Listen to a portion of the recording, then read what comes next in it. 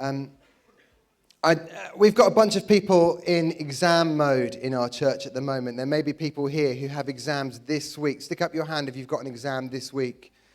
We pray for you. That's about as far as it's going to go, though, this morning. I wonder... There you go. That was a really pastoral prayer, wasn't it? I wonder how you kind of keep yourself going through the revision. Hands up if you're the kind of person who motivates yourself with chocolate. It's like, if I can just get through the next hour, then I will treat myself to chocolate. Hands up if your treat is coffee. If I could just keep going for one more hour, I'll have coffee. Hands up if it's a walk around the block. Oh, there you go. Very good. Hands up if it's rubbish TV. I'm going to watch something trashy on TV. Okay. When I was at Bible college for 3 years, I know some of you will be surprised to hear me say that I was at Bible college for 3 years. The thing that kept me going more than anything else was imagining myself on a stage not dissimilar to this, kind of walking across quickly with the whole flowing gown thing and the silly flat hat, and shaking this guy who I'd never met before, shaking him by the hand, holding the little plastic pipe that we all pretend is a certificate, and then walking off. In my mind, if I could just get to that moment, then it would be okay. And the question that I want to ask us today is this. You know, we have so much to be thankful for as a church, but what will keep us going?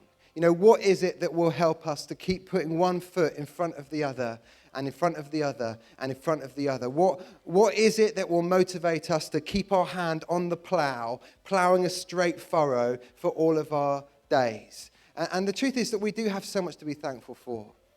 You know, just a few weeks ago, we had a holiday club for the first time in the North site, and maybe the North site might give a little cheer or something like that. And I think maybe 60 children, 40 or 50 of them had never even heard of our church before, and yet they came when they were around that. The following week, there was a holiday club for St. Macca site, which again went really well. People are becoming Christians left, right, and centre. Somebody became a Christian last Monday because God had healed his toothache. Somebody had prayed for him. He became a Christian as a result of God dramatically intervening in his life. And we could go on and on and on and share stories like that. But the truth is, we want to see God continue to do things for the rest of our days. And we want to be able to hand a church onto our children and our children's children that is still thriving and still has the Spirit of God at work. What is it that will motivate us to see God do extraordinary things in every generation? It seems to me that you can kind of divide motivational things into two categories, either carrot or stick.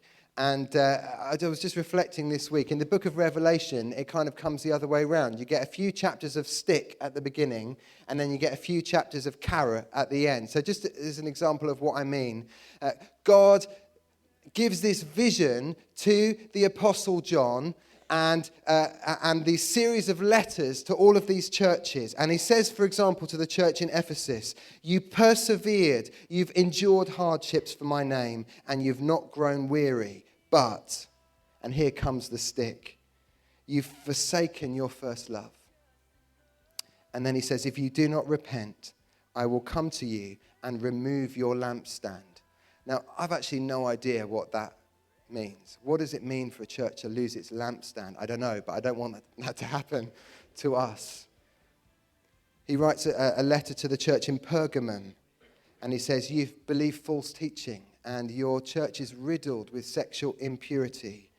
And he says, repent, therefore, otherwise I will soon come to you and will fight against them with the sword of my mouth. Again, I've no idea what the sword of his mouth is, but I don't want it for this church.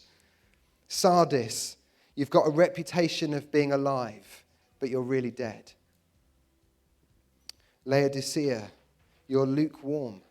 I'm about to spit you out of my mouth. The point is, Jesus wants us to know that his perspective on any local church is the true one and the right one and the just one. And we might have all kinds of reflections, thoughts, opinions about what we would like to change about our church. You know, we might say, oh, if only the sermons were longer.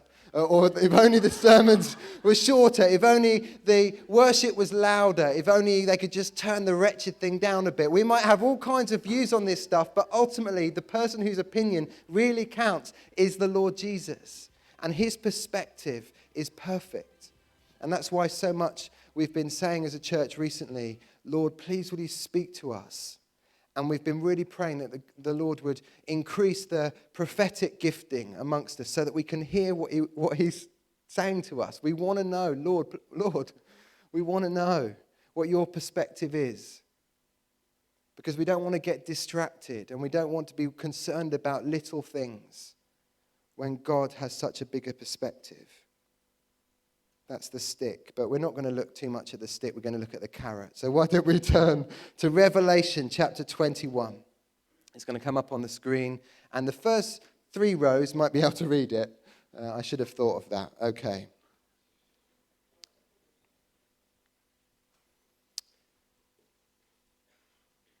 Then I saw a new heaven and a new earth. For the first heaven and the first earth had passed away, and there was no longer any sea. I saw the holy city, the new Jerusalem, coming down out of heaven from God, prepared as a bride, beautifully dressed for her husband. And I heard a loud voice from the throne saying, "Look, God's dwelling place is now among the people, and he will dwell with them. They will be his people, and God himself will be with them and be their God. He will wipe every tear from their eyes.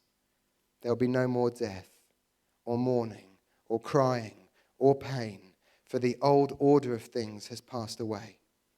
He who was seated on the throne said, "I am making everything new." Then he said, "Write this down, for these words are trustworthy and true." He said to me, "It's done. I am the Alpha and the Omega, the beginning and the end. To the thirsty I will give water without cost from the spring of the water of life. Those who are victorious will inherit all this, and I will be their God, and they will be my children. But the cowardly, the unbelieving, the vile, the murderers, the sexually immoral, those who practice magic arts, the idolaters and all liars, they will be consigned to the fiery lake of burning sulfur. This is the second death." One of the 7 angels who had the 7 bowls of the 7 last plagues came and said to me, "Come, I'll show you the bride, the wife of the Lamb." And he carried me away in the Spirit to a mountain great and high and showed me the holy city, Jerusalem, coming down out of heaven from God. It shone with the glory of God, and its brilliance was like that of a precious jewel, a very precious jewel, like a jasper, clear as crystal. So this book is written as a circular letter. It was sent to the 7 churches of the Roman province of Asia. And it was written to a whole bunch of churches who were experiencing a spiritual battle. They were experiencing opposition. And the opposition was coming in all kinds of different ways. So, for example, he says that it was kind of, there was a full frontal attack. He talks about the vile and the murderers. You know, these are people who are seeking to literally destroy the church. Then he talks about more subtle opposition. He talks about the sexual immoral, the people who are seeking to tempt the church towards or away from its purity and to kind of tie up the church in guilt. And then he talks about the idolaters and the liars, these false teachers who are seeking to corrupt the church's thinking so they never quite make it over the finishing line. And so here they are living with this full-on opposition that's coming at them from all different directions. And they're also churches that are living under the weight of the call of the Great Commission to go and make disciples of every nation. And isn't that exactly where we are? That we're living with the weight of the call of the Great Commission to go and make disciples of every nation. And at the same time, we are faced with attack from all directions. What will Jesus say to these churches to encourage them to keep going and to be faithful till the end. And what actually happens is Jesus says to the Apostle John, he says, write this down. And then he gives them this amazing, massive, glorious vision. And it's a bit like a doctor writing a prescription. He's like, there you go, church. If you take this 3 times a day, then you will be faithful till the end.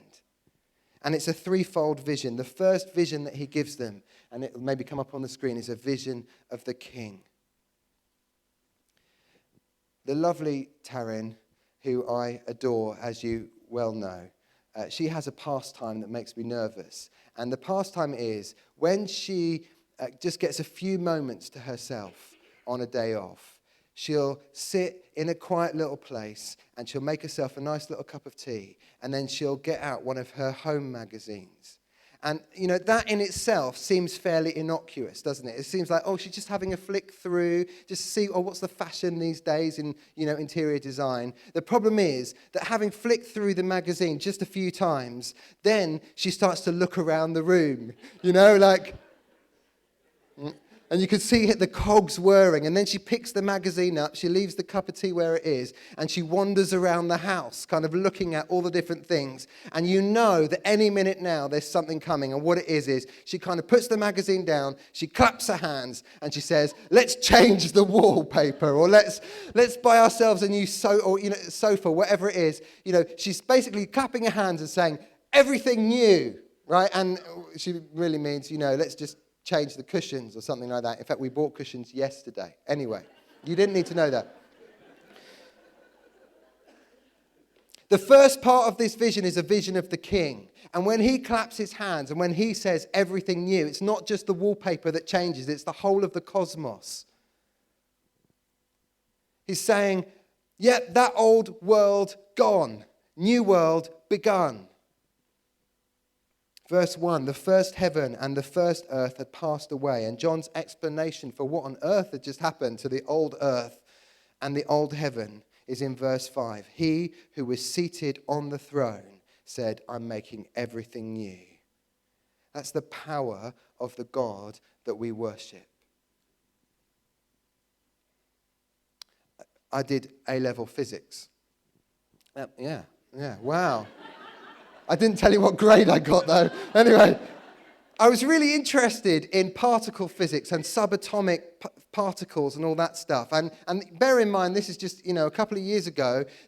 Things have moved on a little bit since then, and they've built this Large Hadron Collider, and they're colliding all of these particles together, and they're discovering all the, you know, they found supposedly the Higgs boson, and then probably in 30 years' time, they'll be going, oh, no, the Higgs boson, that's so last season. You know, now we've got the subatomic something or other that's even smaller than the Higgs boson. I mean, it's beyond me. But there'll come a point when these guys who've spent their entire lives investigating the minutiae of the tiny little things, or the marine biologists who are investigating the depths of the sea, suddenly God will say, okay, enough now, that world's gone.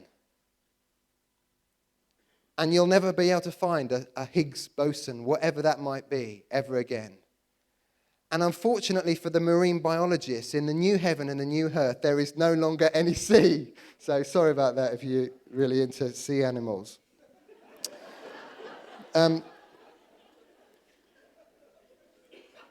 Such is the nature of the God we worship and his power. We worship a God of power and of authority, and he is on the throne.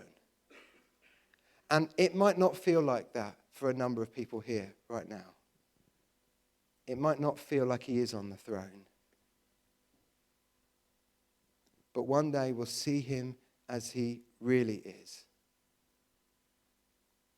And the reason that's so important is that for so many of us, we live believing that we've stumbled onto the set of Star Wars.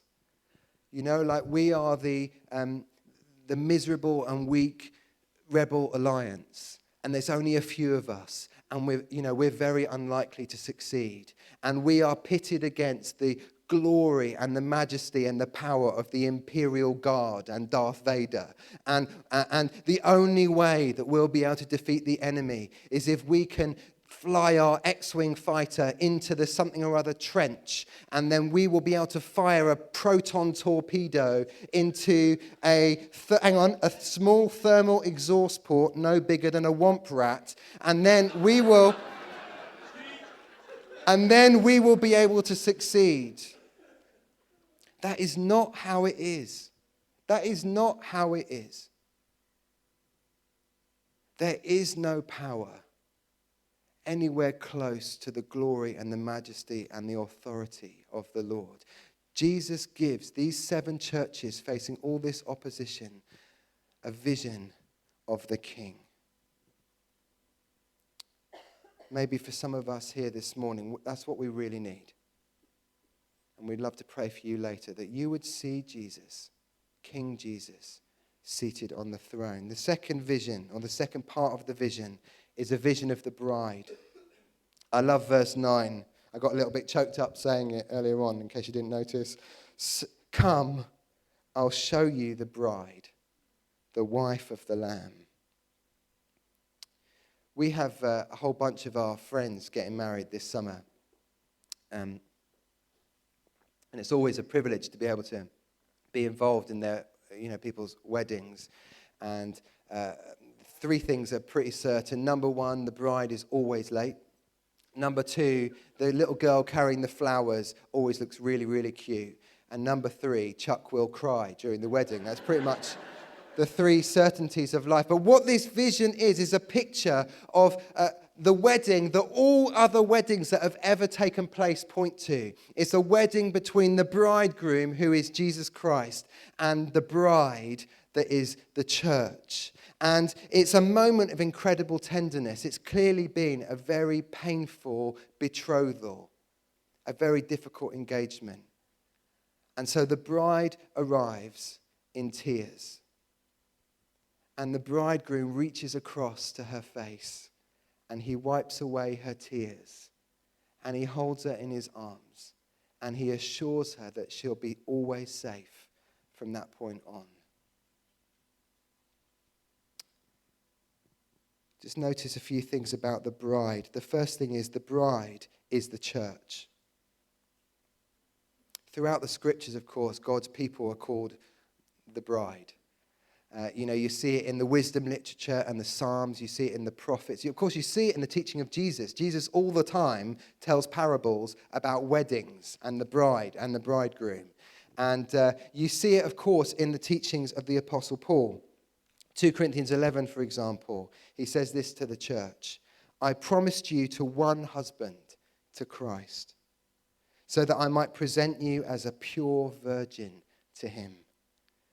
Or Ephesians chapter 5, Christ loved the church and gave himself up for her to make her holy, cleansing her by the washing with water through the word, and to present her to himself as a radiant church without stain or wrinkle or any other blemish, but holy and blameless.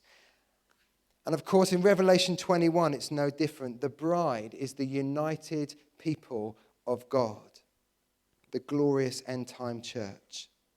Now, have you noticed, I'm sure you have, that in a marriage ceremony, in a wedding, the bride always is the center of attention.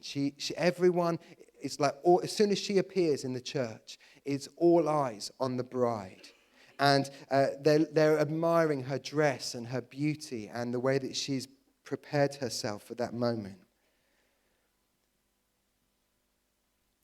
The church in this vision, they're not the spectators.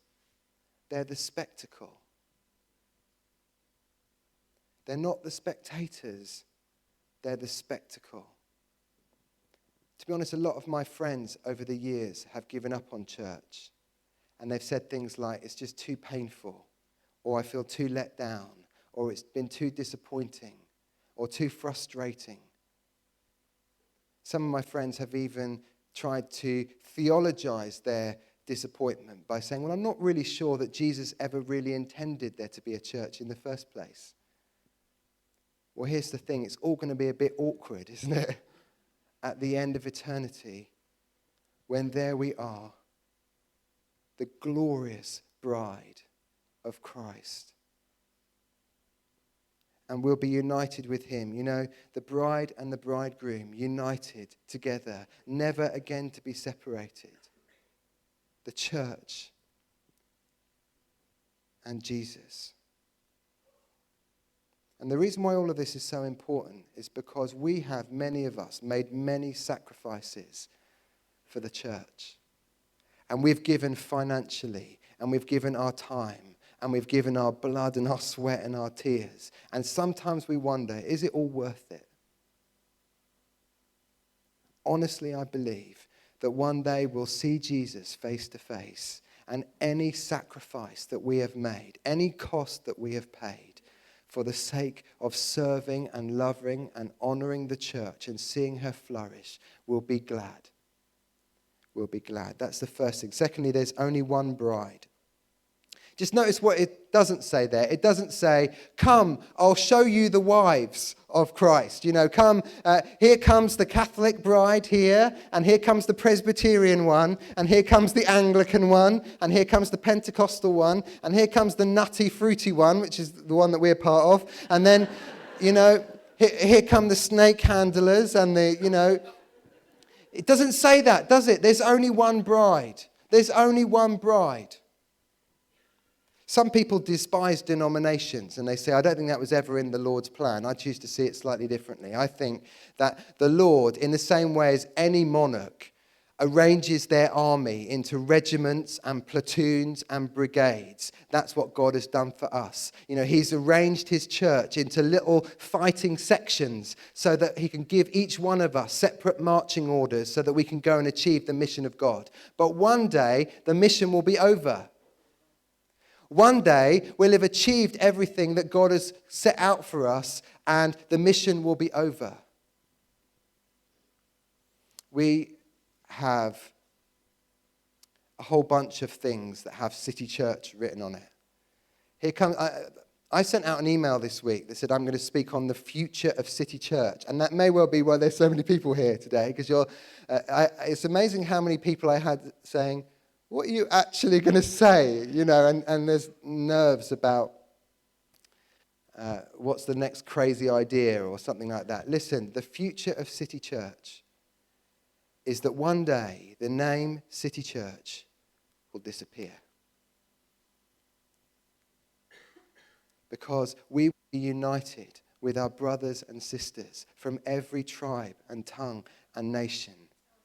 And you won't be able to see the join, but it'll be this glorious patchwork of believers worshipping around the throne. And so right now, you know, we've got T-shirts that say Host City Church, and we've got hundreds of them, and no one really likes wearing them. But we have got those T-shirts for the sake of the mission, because we want people to be able to come into our church and know that they're welcome and know who they could ask if they've got a question. You know, we've got pop-up banners coming out of our ears and banners that we stretch in between trees because we want people to be able to find us, and we want people to know that we're not just playing at church, we actually mean business. And we've got those blue carrier bags with all these, you know, different bits of paper in, and that says City Church on it. And we've got a pencil made from recycled DVD cases, and that has got City Church written on it as well. And we are spending our money on all of those things and more because it's important for the sake of the mission. But one day the mission will be over and City Church will be no more. Last time we met together like this, Pete Gregg spoke to us. And few of us will ever forget it. I thought it was an absolutely remarkable message for us as a church. And he was very prophetic. And I know a number of people whose lives have taken a very different direction as a result of some of the things that he said. And he stood here and he said, I was asking the Lord for a prophetic word, and his mate was as well. And God said, I love that church. And we were all so encouraged, and we are encouraged by that. But I want to stand here and say this. We are not the only church that God loves. He loves the whole church.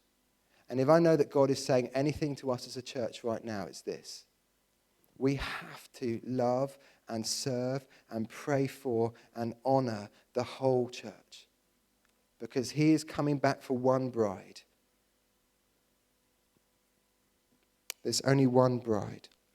And we'll all be gathered around the throne, and there'll be the dancers in the worship, and there'll be the swayers, and there'll be the people for whom passion in worship means looking at somebody else's shoes during the worship. And there'll be, just a little joke, there'll be hymn books and tuning forks and African beats and Asian funny stringed instruments, and we'll all be gathered around the throne together, and we'll be worshipping the Lamb. There's only one bride. Thirdly, she's perfected. Verse 2 says, coming down out of heaven from God, prepared as a bride, beautifully dressed for her husband. And then in verse 10 it says the same thing. She's coming down out of heaven from God. What we need to know about the church in the future on that day is that she will be beautified and she'll be perfected and she'll be without wrinkle or stain or blemish. One of the reasons why I get so emotional at weddings is because I'm absolutely dreading and looking forward to the moment when I stand not at the front of the church like I normally do with the groom, but I will have to walk my own daughter up the aisle.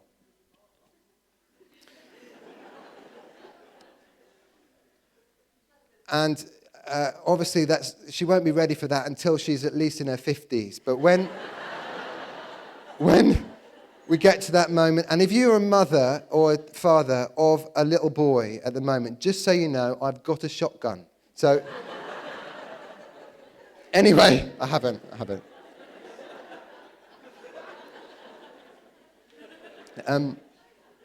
Where was I going with that? Anyway, the point is, when that day comes, I can guarantee, because she's her mother's daughter, she'll go through, hundreds and hundreds of wedding dresses to find the dress. And it will be the most expensive one on the, on the rail. And then she'll get shoes, and she'll get a veil thing, and she'll have her makeup done, and she will have matching jewelry. And all of that will take a really, really long time to put on in the morning. So we'll get up at the crack of dawn, and we'll still be late for the church. However, if and when that time comes, she'll be perfect. We find it very easy to get hurt in church, don't we? And there'll be people here who you just feel let down. Maybe you have loved and cared for and served a whole bunch of people, but when you really needed to be cared for, we missed it. I'm sorry. There'll be people here who had big dreams, but somewhere along the line, those dreams got a bit confused, or things didn't work out how you wanted to. There'll be moments where you felt like the leadership of our church let you down. But the truth is that one day the Lord will be finished with us. And right now, he isn't. And so for all of us, I'm sure in the same way as he was whispering to those 7 churches in the Roman province of Asia, in trying to encourage them to keep going, he's whispering to us, I'm not finished with you yet. I'm not done yet. So have grace. The last thing is that she's no longer suffering. These verses mean a lot to me because they're the last verses that me and my granddad ever shared together. In fact, the last conversation we ever had was about these verses. And he was someone who had given up his dream of going to art college, and instead he enlisted in the army, and he was involved with the team that planned the D-Day landings. And then he went on and he was one of the first Allied soldiers into the Belsen concentration camp, where he saw incredible suffering. But when I went to see him a few years ago in his hospice, it wasn't other people who were in incredible suffering and pain, it was him. And he had lost almost all of his body weight. He was not really recognizable. And he was clearly in agony. But we read these verses together. He will wipe every tear from their eyes. And there'll be no more death or mourning or crying or pain, for the old order of things has passed away. And then we were able to pray together, ridiculously, for the first time ever. How do you anyway? And we were able to thank God that his pain was nearly at an end forever. And I know that there are people in pain in our church. It's not forever. And there'll come a point where you'll see the Lord Jesus and he'll wipe away every tear. And that will be it. We'll begin a whole new chapter and that will last forever. I love at the very end of the Chronicles of Narnia, the last battle, the very last paragraph is this. The things that began to happen after that were so great and beautiful that I can't write them. And for us, this is the end of all the stories. And we can most truly say that they all lived happily ever after. But for them, it was only the beginning of the real story. All their life in this world and all their adventures in Narnia had only been the cover and the title page. Now at last they were beginning chapter 1 of the great story, which no one on earth has read, which goes on forever, in which every chapter is better than before. He gives them a vision of the king, he gives them a vision of the bride, and lastly he gives them a vision of the book. I had a stag party, just like everyone who gets married has stag parties. And we went paintballing first of all, which was fun, albeit there wasn't much strategy involved in everyone just unloading all of their paintballs into me. But anyway, we'll just gloss over that. Then after that, we went for a curry. And then at the end of the curry, my best man came to me with a carrier bag. And he said, listen, you better go and put this on. And I was like, oh, what is it? He said, well, I'm not going to tell you, but either you put it on or we'll put it on for you. And so I was like, great, thanks. And so out of the toilets I came wearing a yellow crimpling nightie, which was lovely, just exactly my colour. And then we went to you can't believe I've just told you that, can you? Anyway, we went to a nightclub after that. And as we're queuing up for the nightclub, there's a bouncer on the door. And as I get to the very front of the queue, he said to me, sorry, mate, you're not getting in. And I was like, oh, shucks, is it the dress? He said, no, there's no trainers allowed in this nightclub.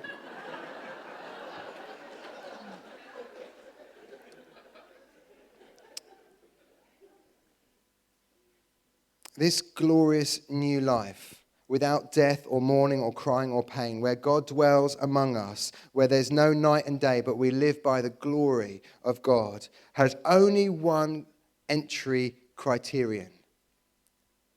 Your name's got to be on the list or you're not coming in.